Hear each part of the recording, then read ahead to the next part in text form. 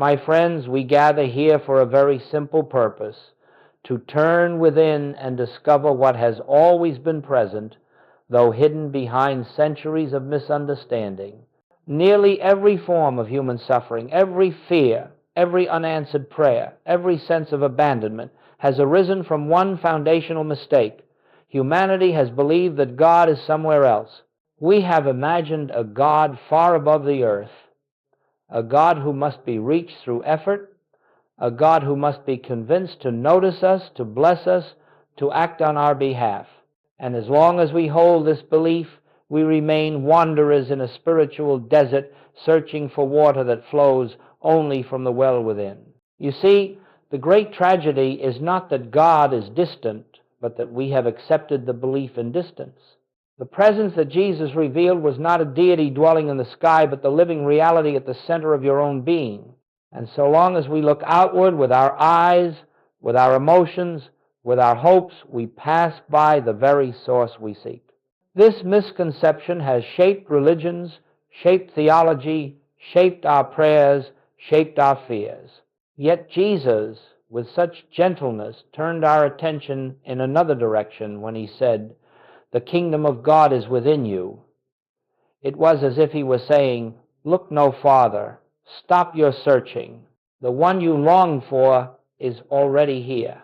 Joel Goldsmith, throughout all his teaching years, gave only one message in countless forms, and it was this: God is not out there.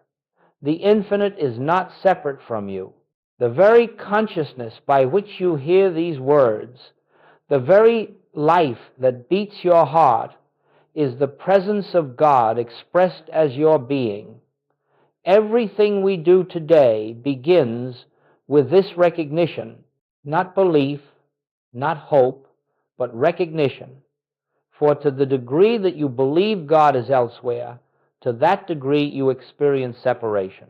And to the degree that you recognize God as the essence of your own life, you begin to awaken to the truth that has been present all along. So let us begin here quietly, honestly, without strain.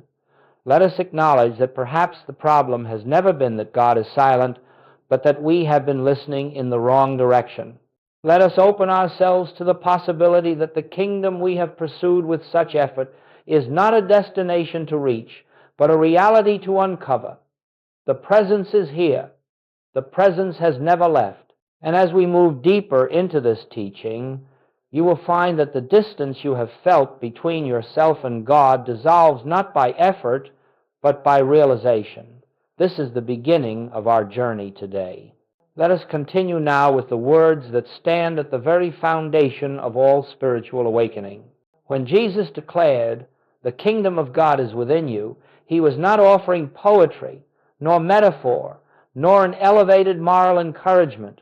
He was speaking a literal spiritual truth, one so revolutionary that even after 2,000 years, most of the world has not allowed itself to believe it.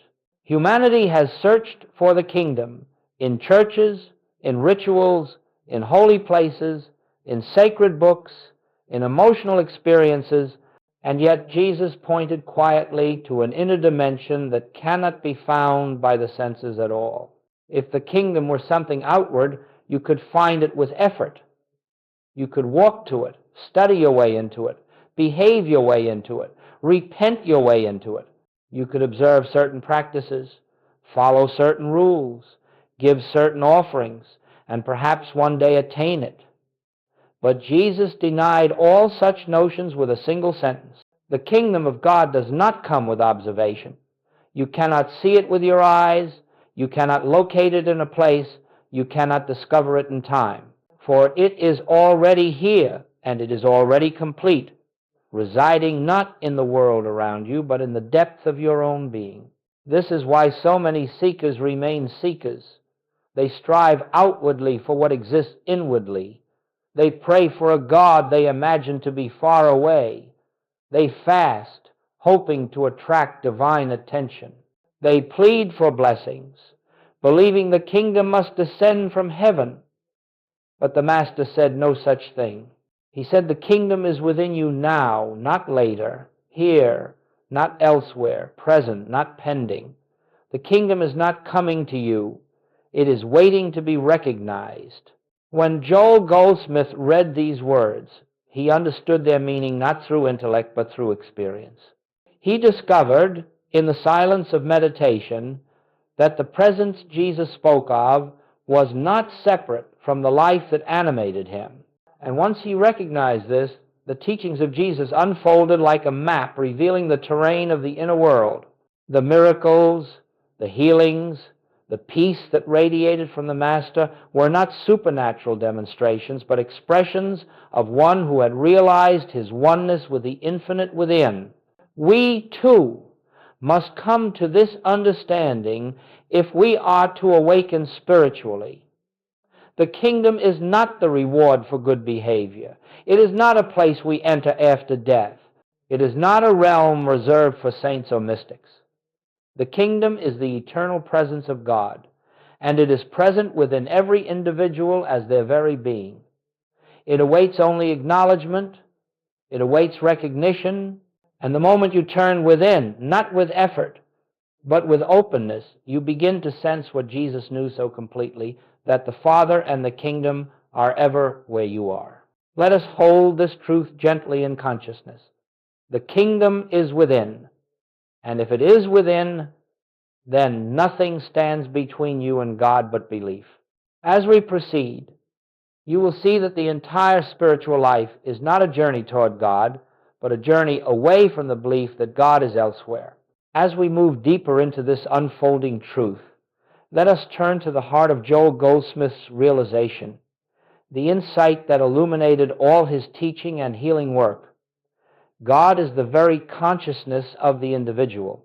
This was not an intellectual conclusion he arrived at, nor a doctrine he inherited.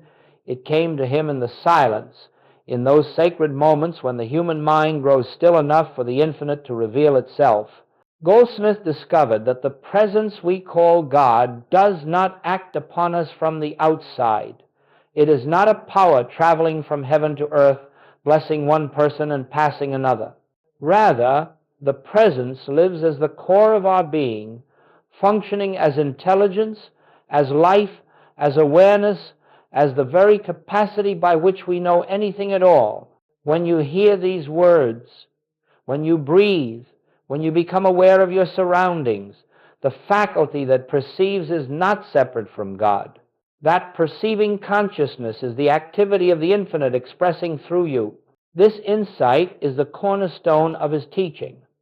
God is not a distant cause, nor a divine observer, nor a supernatural force somewhere beyond reach. God is the life that lives you. God is the mind that thinks through you when you surrender the personal sense of mind. God is the substance of your being, the essence of your awareness, the presence that goes before you and prepares every step of your path. Goldsmith understood that to recognize this is to stand in the same realization from which Jesus spoke, healed, and lived. It is important to understand what this means and what it does not mean. It does not mean that your human personality is God, nor that your ego has divine status. The human sense of self, with its fears and desires, its memories and insecurities, is not the God presence. But behind that personality, deeper than thought, deeper than emotion, lies the true I, the infinite, undivided consciousness that Jesus referred to when he said, I am the way, the truth, and the life. This I is not personal. It does not belong to any one person. It is the I of all being, individualized as you. Goldsmith emphasized this over and over because unless you understand that God is your own consciousness, you will continue to seek outwardly. You will try to reach a God who cannot be reached because you cannot reach what you already are. And so your prayers will be filled with effort, your spiritual practices will be filled with striving, and your heart will be filled with longing for what has never been absent. To recognize that God is the consciousness of your being is the beginning of liberation. It frees you from the belief that you are a separate creature trying to find favor with a distant creator. It frees you from fear, for the presence that governs the universe is the presence that is living as you. It frees you from loneliness, for the infinite cannot be apart from its own expression. It frees you from dependence on external conditions, for everything external is but a form revealing the inner substance of consciousness. Goldsmith never sought to convince or to convert. He simply invited students to experience this truth within themselves. And when they did, something remarkable occurred. Their prayers changed, their fears dissolved, their relationships softened, their bodies responded, their lives began to harmonize, not because God intervened from above, but because the individual awakened to the truth that the kingdom, the presence, and the power were already functioning from within. This, then, is the meaning of God as your own consciousness. Not that you own God, but that God expresses through you as your very capacity to know, to perceive, to live.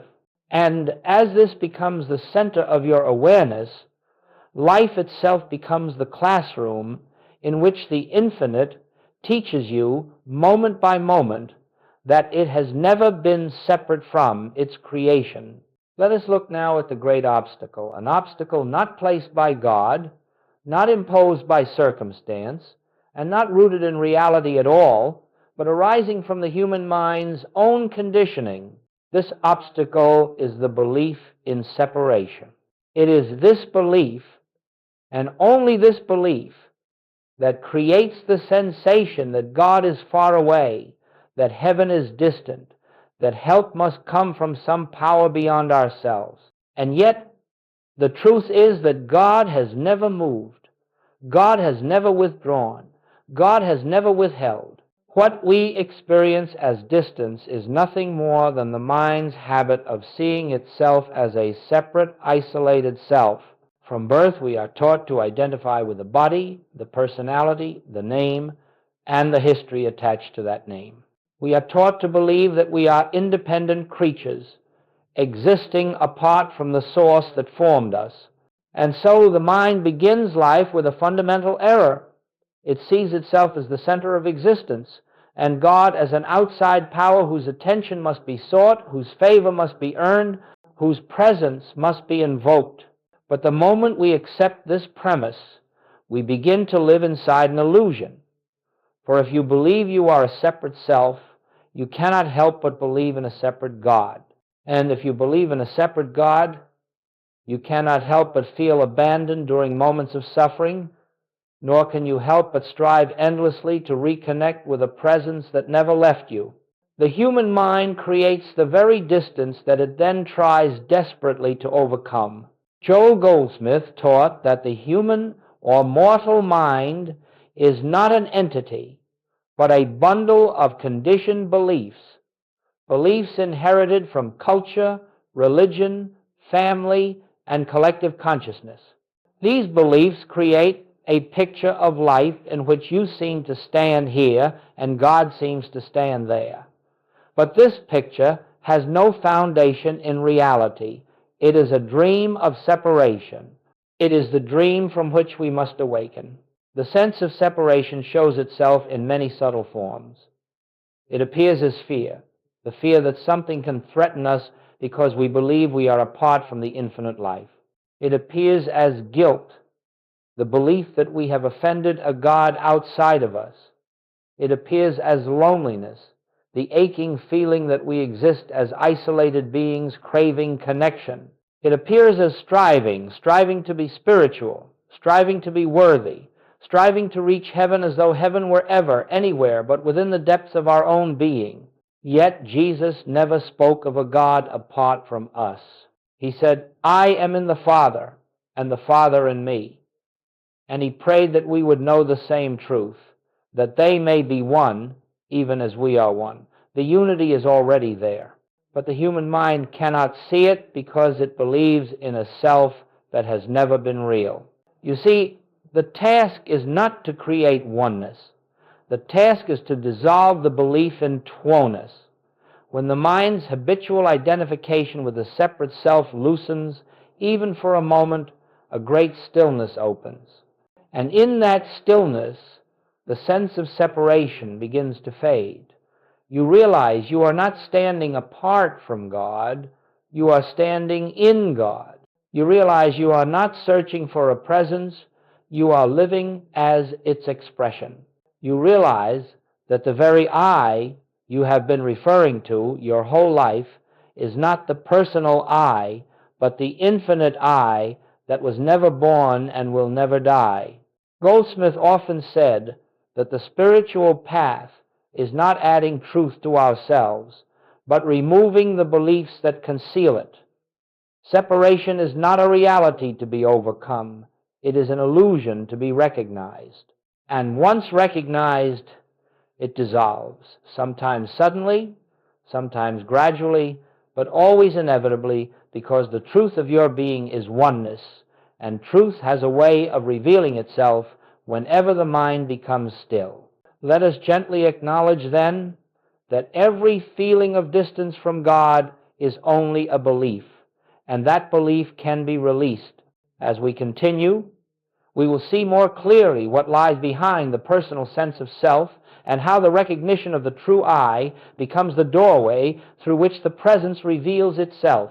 Let us now turn to the most sacred point in all spiritual realization, the nature of the true I. For until we understand what this I is, we will continue to live from a false identity, and a false identity can never perceive the kingdom of God. When Jesus spoke the words, "Before Abraham was, I am," he revealed a truth far deeper than history, deeper than personality, deeper than time itself. He was not speaking of the man Jesus. He was speaking of the eternal I, the infinite identity that exists prior to birth and remains after the dissolution of the body. This I is the same I that is present within you now. It is not the personal self that says, "I am tired," or "I am afraid," or "I am lacking." That self is the product of the human mind, the temporary mask worn by the infinite. The true I is silent, immortal, untouched by experience, unchanged by circumstance. It is the divine center of your being, the individualized expression of God as you.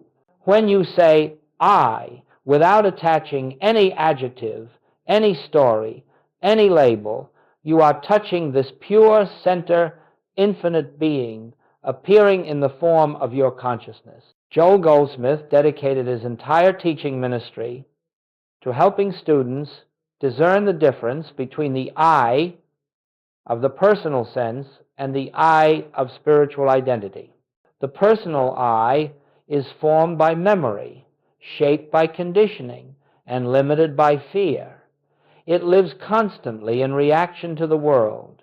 It struggles, strives, resists, and seeks approval. This personal I believes in separation because it was born from separation. It is the sense of self the world gave you, and it is not your true identity. But deeper than the personal, far deeper, there is the I that does not change. This is the I that witnesses your thoughts, yet is not made of thought. This is the I that observes your emotions, yet is not touched by emotion. This is the I that lives your life without effort, beating your heart, breathing your lungs, sustaining the flame of consciousness without your participation. This I is the presence of God expressed as your being. And every time you rest in that inner stillness where no thought defines you, you are resting in the I that Jesus revealed. It is the sense of self the world gave you, and it is not your true identity. And Goldsmith understood this as the universal truth of all being, not a privilege reserved for the master alone. And every time you rest in that inner stillness where no thought defines you, you are resting in the I that Jesus revealed. And this is the I that speaks, lives, and moves as the presence of God. But deeper than the personal, far deeper, there is the I that does not change. This is the I that witnesses your thoughts, yet is not made of thought. This is the I that observes your emotions, yet is not touched by emotion. This is the I that lives your life without effort, beating your heart, breathing your lungs, sustaining the flame of consciousness without your participation. This I is the presence of God expressed as your being. Let us hold this gently. The true I of your being is the I of God. And when this becomes the center of your awareness, the illusion of separation fades, and the presence becomes a living reality in your daily life. As we continue our journey into the deeper understanding of spiritual life, let us turn our attention to prayer, perhaps the most misunderstood aspect of our relationship with the divine. For centuries, people have approached prayer as though they were separate individuals appealing to a distant God, hoping to attract favor, hoping to provoke action, hoping to persuade the infinite to intervene in the affairs of time and space. But all such prayer arises from the belief in separation, and therefore it cannot reveal the presence that is already within. Once you recognize that the true I of your being is one with the Father, prayer undergoes a complete transformation. It ceases to be asking, it ceases to be pleading, it ceases to be the attempt to change, alter, or influence external conditions. Instead, prayer becomes an inner resting in the truth of your oneness with the infinite. It becomes a quiet communion, a listening, an opening to what already is, rather than an effort to achieve what is not yet. Consider what this means. When you believe God is outside of you, your prayers naturally take the form of requests. But when you discover that God is the very consciousness of your being, you realize there is nothing to ask for. What would you request from a presence that is already expressing as your life? What would you beg from a source that is already flowing through your being as love, intelligence, harmony, and supply? To ask is to imply lack, and lack exists only in the belief in separation. As the sense of separation dissolves, so does the need to ask.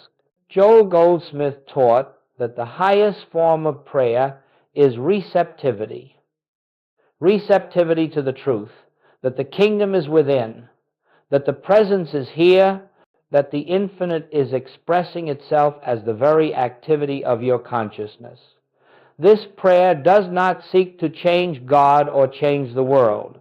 It seeks only to change our inner perception so that we may see what already exists in the invisible realm of spirit. When prayer becomes recognition rather than request, something subtle and remarkable begins to happen.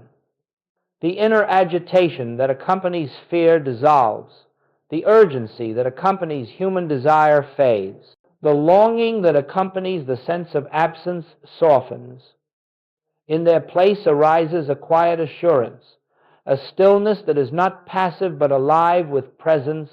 This assurance is the answer to prayer, not through words, not through signs, but through a shift in consciousness in which we know, without doubt, that the infinite is functioning as our very life. This kind of prayer is not confined to a moment or a ritual. It can occur while sitting in silence, certainly, but it can also occur while walking, while working, while speaking, while resting. It can occur in a moment of distress or in a moment of joy. For true prayer is not an activity of the human mind, but a movement of the heart, a turning inward to the sacred center where the divine and the individual are one. As this understanding deepens, we begin to see that prayer has nothing to do with words. Words can point, but they cannot awaken. The real prayer rises in the stillness when thought subsides and the presence reveals itself as one, indivisible, eternal. This is the prayer that heals, not because it changes conditions, but because it reveals the truth behind all conditions.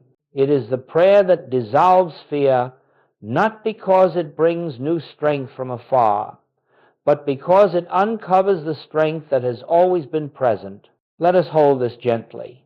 Prayer is not asking God to come. Prayer is recognizing that God is already here. It is not asking for supply. It is recognizing the infinite as the source of all expression. It is not asking for healing. It is recognizing the wholeness of the true I. When this becomes your way of prayer, your entire spiritual life shifts from striving to resting, from seeking to seeing, from effort to grace. Now, having seen that God is the consciousness of your very being, and that prayer is the recognition of this inner presence, let us consider what it means to live from this awareness in the ordinary movements of daily life. For spiritual realization is not something to be held only in moments of meditation or in the privacy of silence. It must become the atmosphere in which we walk, the ground upon which we stand, the foundation from which every thought and action arises. Living from inner oneness does not require great effort. It requires only remembrance, gentle, consistent remembrance that the presence is here. When you rise in the morning, before thought rushes to take hold of the day, pause for a moment, not to recite anything, not to practice anything, but simply to acknowledge the life that animates me is God. The intelligence that governs me is the infinite. The I that lives this day is not the personal I, but the spiritual I. This recognition sets the tone not by changing the world outside, but by aligning you inwardly with the truth that governs all things. As you move through your morning, preparing for work, caring for your home, interacting with those around you, you do not need to repeat spiritual truths constantly. Rather, you touch them lightly, as one touches a friend's hand, as one remembers silently, I and the Father are one. This is the practice of the presence. It is not an effort to bring God into the moment. It is the acknowledgement that God is already expressing as the moment. When challenges arise, and they will, this is when the remembrance becomes most transformative. The human sense of self wants to react, to defend, to tighten. But in that instant, if you pause, even for a breath, and turn inward to the deeper I, something shifts. You recognize that the personal self with its fear is not the one facing the situation.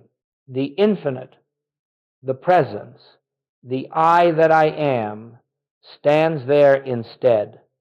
And from this inner stillness, clarity comes, solutions appear, wisdom arises without strain.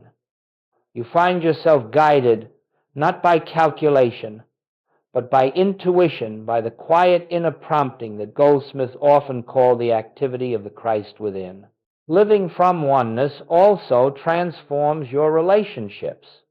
You begin to see others not as separate individuals with conflicting needs and desires, but as fellow expressions of the same infinite presence. You do not need to change them, fix them, or control them. You meet them from an inner wholeness, and in that wholeness, harmony begins to reveal itself naturally. The less you strive for peace outwardly, the more peace emerges inwardly, and it is this inner peace that becomes the environment in which true relationship flourishes. In your work, too, oneness brings a new dimension. You stop approaching each task from the limited belief that you must carry the weight of responsibility alone. Instead, you realize that the infinite intelligence is the source of your ability, that the Father goes before you, that the real doer of all good work is the presence expressing through your consciousness, This lifts the burden of strain and replaces it with a quiet confidence, a sense of being carried rather than carrying. Living from oneness is not a mystical escape from life. It is a deeper immersion into life, free from the false sense of separation that clouds perception. You begin to see that everything around you, every encounter, every circumstance, every moment is an opportunity for recognition, an invitation to remember the truth of your being. And the more consistently you return to this remembrance, the more naturally grace flows through your experience. Let us hold this gently as we proceed. Spiritual living is not the attempt to add God to your life. It is the realization that your life is already the activity of God. And when this awareness becomes the quiet center of your days, you find that harmony, wisdom, and peace unfold without effort, for they are the natural expression of the presence when it is recognized. Let us now enter a deeper phase of our unfolding together, the discovery of silence, the sacred atmosphere in which the presence reveals itself. For all the words spoken in spiritual teaching, all the scriptures written, all the truths declared, point ultimately to a single place, the silence within, where thought subsides and the reality behind thought becomes known.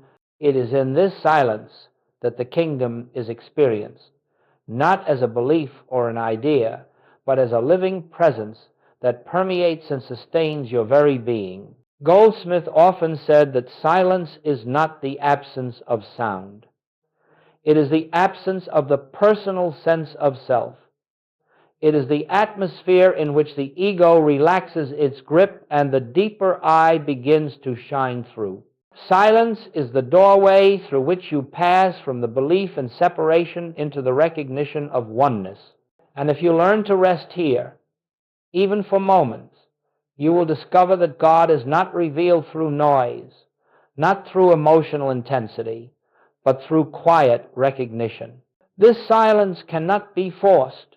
It cannot be achieved by willpower or technique. It is approached gently. As you might approach a still lake, you settle into it, not by pushing thoughts away, but by refusing to cling to them. Thoughts come, you let them come. Thoughts go, you let them go. You make no effort to control them, no effort to silence them. Instead, you remain aware of the space in which they arise, the spacious, quiet field of consciousness that is always present beneath the surface activity of the mind. It is in that open space, between thoughts, beneath thoughts, beyond thoughts, that the presence makes itself known, not through words, not through images, not through emotion, but through a subtle, living awareness, a sense of peace that is not dependent on conditions, a sense of completeness that does not come from achieving anything, a sense of being held, guided, and embraced from within. When Jesus went apart to pray, he was not reciting formulas. He was entering this silence. When the prophets withdrew into the wilderness, they were seeking this inner sanctuary.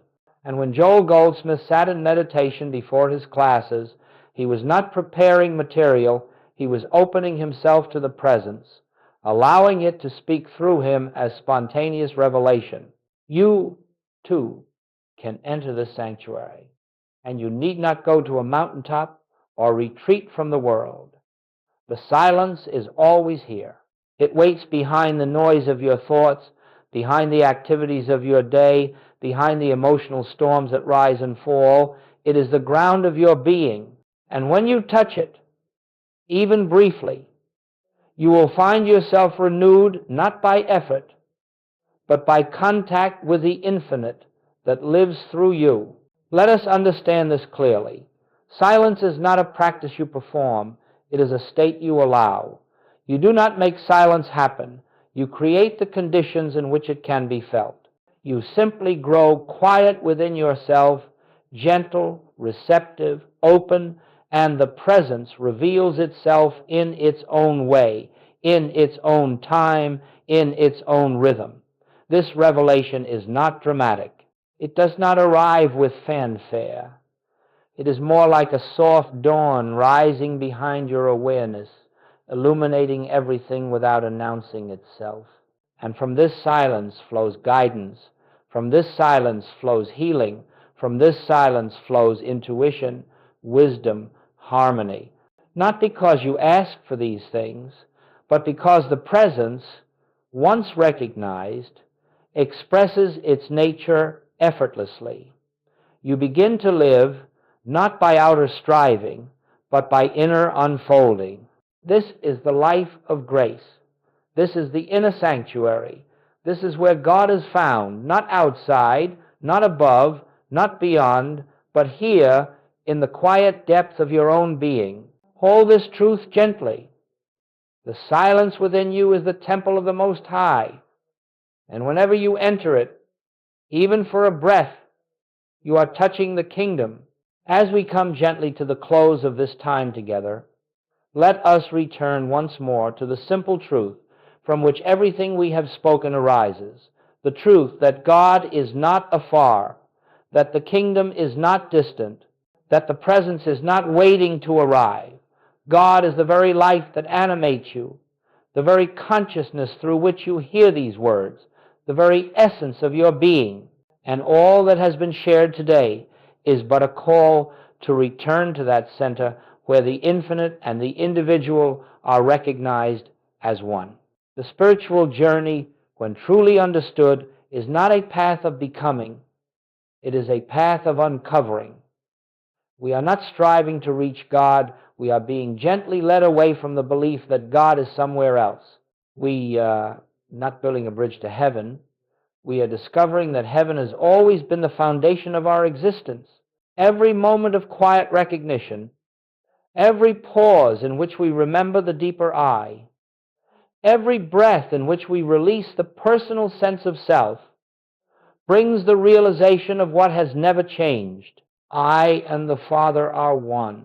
As this truth settles into your awareness, life itself begins to take on a new quality. The pressures that once seemed overwhelming soften. The fears that once dominated fade. The striving, the searching, the anxious longing for answers gives way to a deeper trust, a quiet assurance that the infinite intelligence which governs all creation is the same intelligence living your life. And when you rest in this assurance, you find yourself carried not by effort but by grace.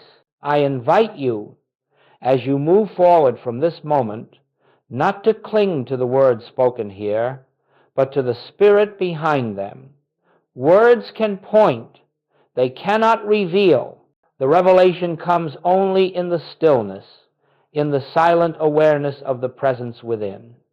It comes when you take a moment in the midst of your day to turn inward and remember the kingdom is here. It comes when you pause before reacting and allow the deeper I to guide you. It comes when you release the belief that you face life alone and recognize the infinite as your constant companion, your source, your very self. Let this teaching be a reminder, not a doctrine. Let it be a doorway, not a conclusion. The truth does not end with these words. It begins within you as you hear them. For the presence is alive, and it is ever seeking expression through your awareness. If you will simply allow it quietly, gently, humbly, you will discover that the life you thought you were living alone is, in fact, the life of God unfolding as you. And so let us leave quietly, carrying with us not new ideas, but a deeper realization that God is not out there, that the kingdom is not far off, and that the true I of your being is the infinite appearing as your consciousness. Live from this center, return to it often, and you will find that peace, harmony, wisdom, and grace rise naturally from within, revealing the truth that has always been. The presence is here. And it is I